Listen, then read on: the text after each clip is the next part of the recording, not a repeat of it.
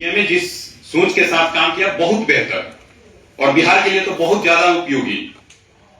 लेकिन मैं ये भी साथ में कहना चाहता हूं जिला प्रशासन के माध्यम से कि आपदा मित्र का भी पेट है, आपदा मित्र का भी परिवार। आप ट्रेनिंग दे दिए और छोड़ दिए। हमारी उपयोगिता कब ली जाती है? साल में 2, 4, 5 दिन, जबकि हम 24 घंटा तत्पर रहते हैं।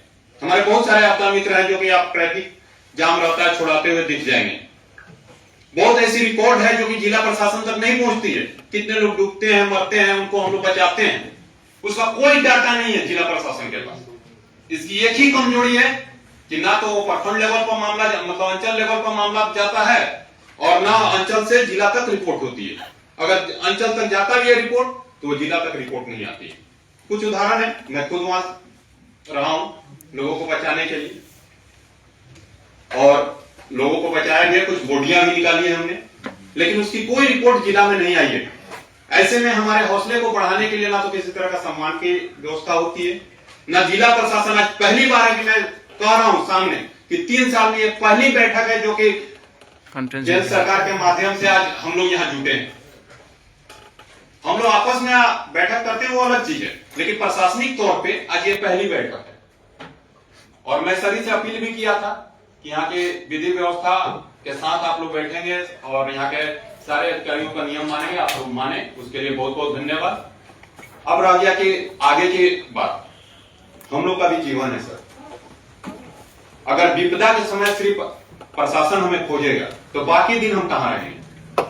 अगर मान लीजिए हम मजदूर ईंट भट्ट में काम कर रहे हैं, खेत में काम कर रहे हैं, कहीं एक्सीडेंट हो जाता है, कहीं आग लग जाता है, क्या हम छोड़ करके जा सकते हैं काम वहां? संभव है? रियलिटी चीज से देखिए कि अगर ईंट भट्टा में हम काम कर रहे हैं, कहीं आग लगा हुआ है, ईंट भट्टा का मालिक मुझे छोड़ देगा कि आप जाइए वहां पर आग बुझाने, या कोई डूब रहा है उसको बचाने?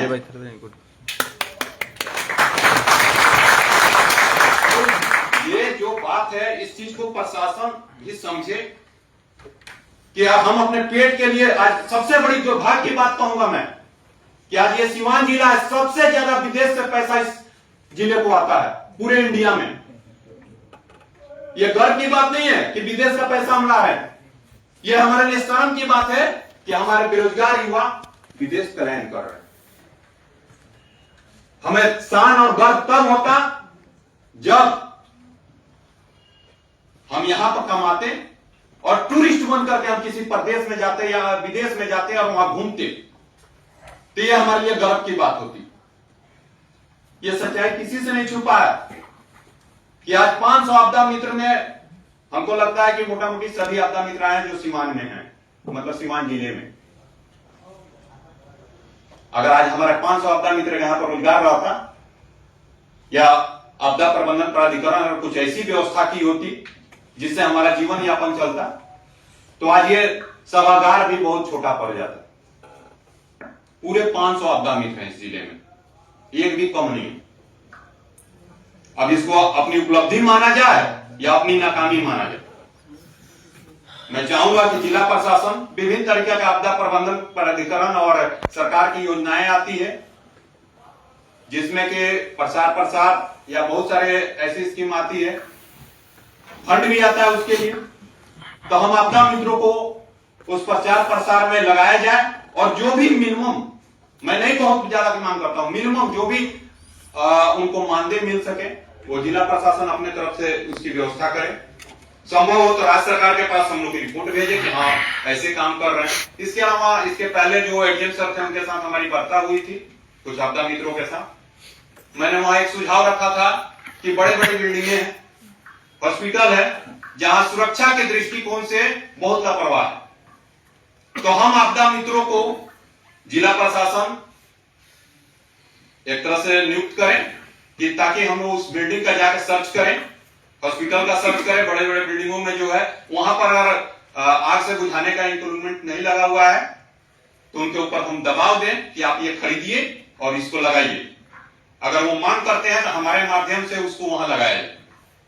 जहां पर भी आपदा से बचाने की बात है, सिर्फ किसी की जिंदगी बचाना हमारा मकसद नहीं है, आपदा से पहले भी उसकी तैयारी हम कैसे करा दें, इसी के लेकर के सुरक्षित शनिवार के दिन आपदा मित्रों को स्कूल अलाउड करें, ताकि हम बच्चों को मोटिवेट कर सकें।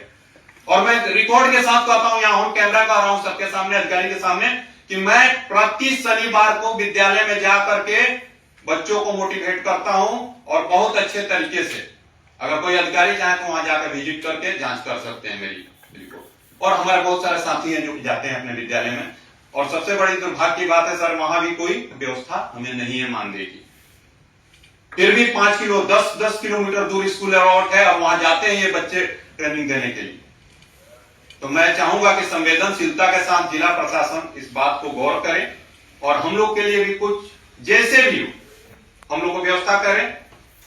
आप अधिकारी बन के सर आए होंगे, कुछ साल रहेंगे चले जाएंगे, लेकिन हम लोग इस जिले के निवासी हैं, और इस जिले को बेहतर तरीके से हम कहीं पर प्रेजेंट कर सके, हमारे यहाँ उन्नति हो सके, सरकार की स्कीम लागू हो सके, तो हमें उस विपदा से पहले